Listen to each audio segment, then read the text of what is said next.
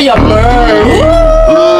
Ikaw, Toy, sa sobrang tanga ng mama mo, ha? Tinatanong niya sa akin kung gaano katamis yung chocolate hill. Ano?